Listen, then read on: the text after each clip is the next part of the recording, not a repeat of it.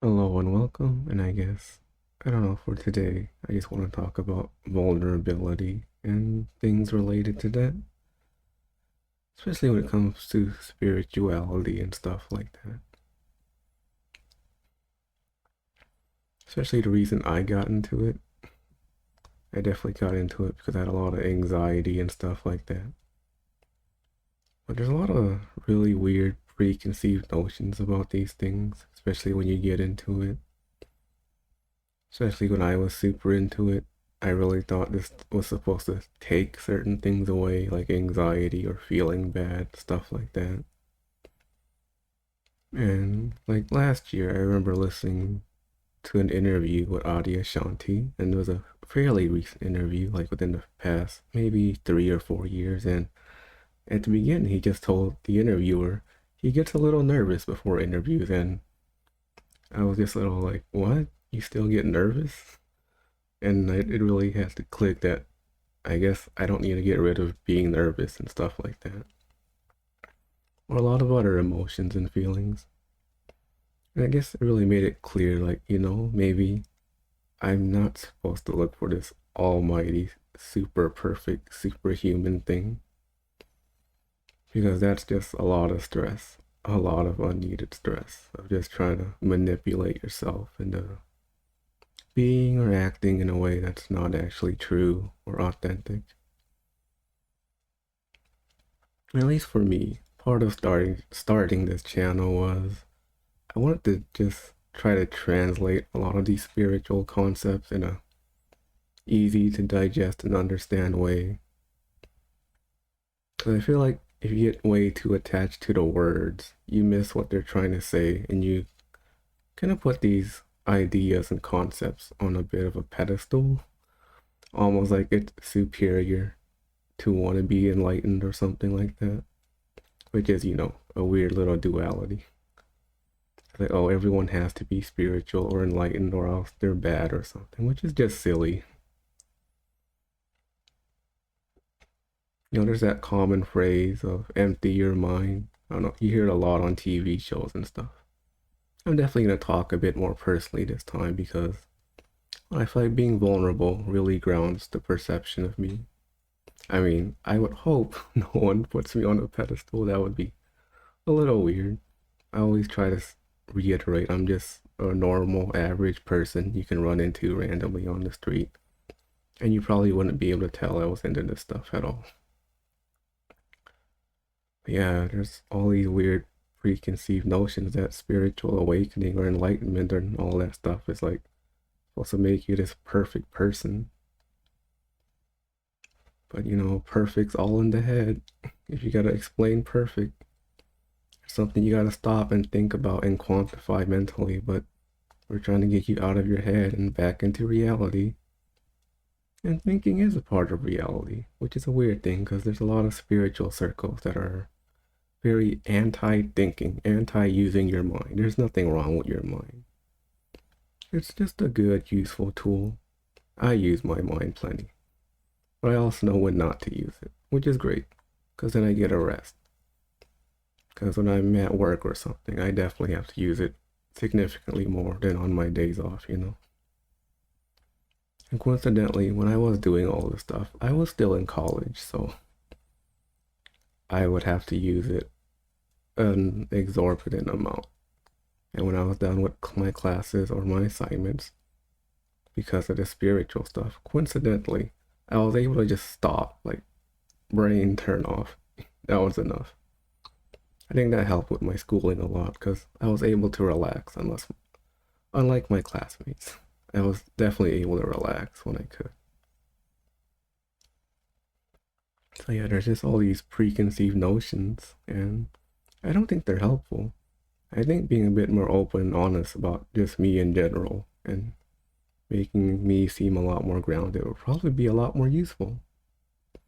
Because when the whole thing when Adi Ashanti retired and people were like questioning his validity, especially because he talked about PTSD and the like, maybe me being a bit more open about my everyday stuff will ground me, and so people will stop trying to reach this high, unobtainable, like superhuman perception of that there's supposed to be this perfect, never do anything wrong kind of person, because I still screw up, definitely.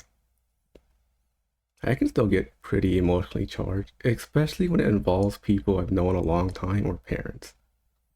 I am not afraid to admit that.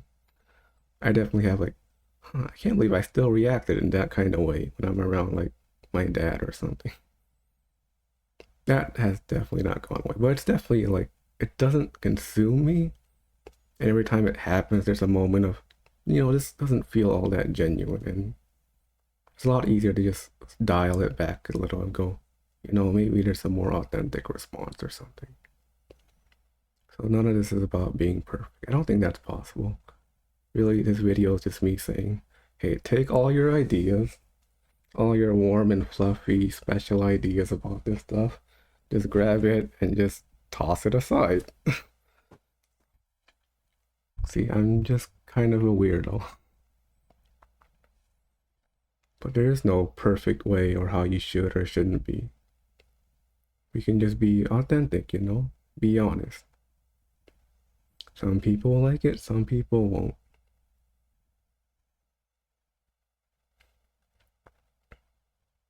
And even though you're still completely human, it's definitely a whole lot nicer when it just feels like you don't have it much invested, if any. Because although those, more conditioned reactions from my parents and stuff like that, although that can still happen, there's never a sense of, oh, I feel bad about myself. Like feeling bad about myself, that's something that doesn't seem to have returned like at all for like a long time.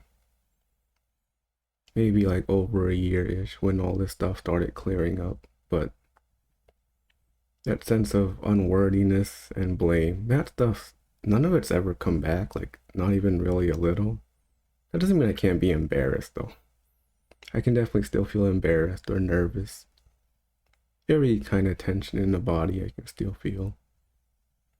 Like if you just want to see someone without an ego, just pay attention to an animal. They still get nervous. They can be clingy. They can be fiercely independent. But there's not that self-reflection, like, am I a good dog? Am I a bad cat? Things like that. Those stuff can stop. But you can still feel insecure or nervous or whatever you want to call it. Those are all fine. But if you feel bad for feeling bad, then you're just going to spiral. It's just like a reaction to a reaction. It's like the mind reacting to itself. You don't gotta be perfect. And it's pretty great. Because I still get really weird comments or people are being judgmental or critical, but when you don't really care, but you're still open to feedback, you can still listen, but it doesn't make you feel bad. Like the other day, okay, here's a more personal story that I can remember clearly because it just happened like a few days ago, but I was talking to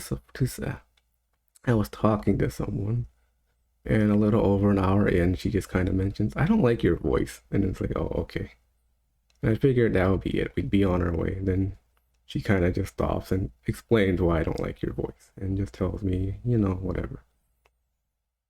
The short end is like, you don't really sound like a guy. Really silly reason, whatever. I didn't feel like emotionally charged or anything. It was just, listening. And no reaction one way or the other. Which is weird, because I can have this really calm reaction with this stranger, and yet with my parents, I can still have a bit more emotionally charged reaction. But what goes away is that part that goes, how is this related to me? Does this make me bad? Should I be better? Should I be worse?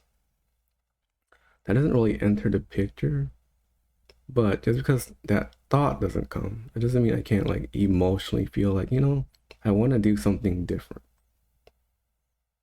Even if I don't feel bad about myself, that doesn't mean I can't get the feeling like I want to do something different, something that feels more true.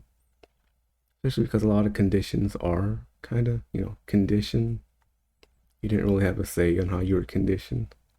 Everyone's conditioned a little differently, you know? We have different cultures and stuff, different beliefs. What's normal for me might not be normal for you, etc., etc.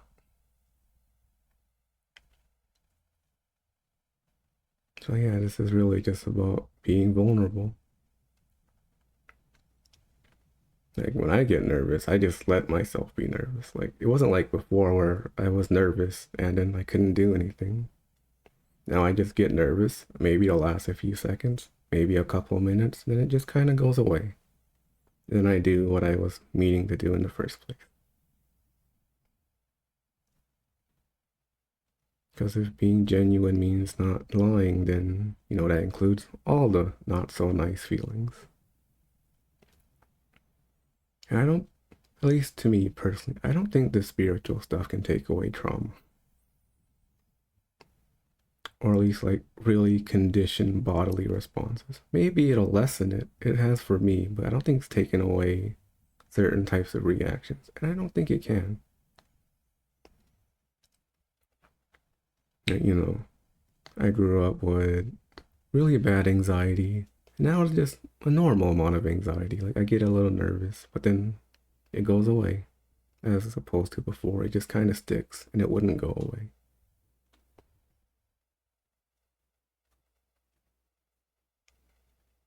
And, you know, when you're not afraid of your own fears, when you see someone else being fearful or something, you don't really have the perception of they should fix that. Something's wrong with them. This person shouldn't be nervous or this person shouldn't be sad. It's like, hey, I get sad and nervous too. There's nothing wrong with this person. Because you don't feel wrong when you feel that way.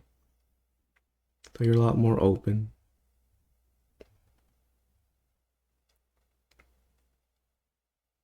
And it's just, to be honest, it feels really hard to blame or shame. It's like you don't do it to yourself, so you don't really do it to anyone else.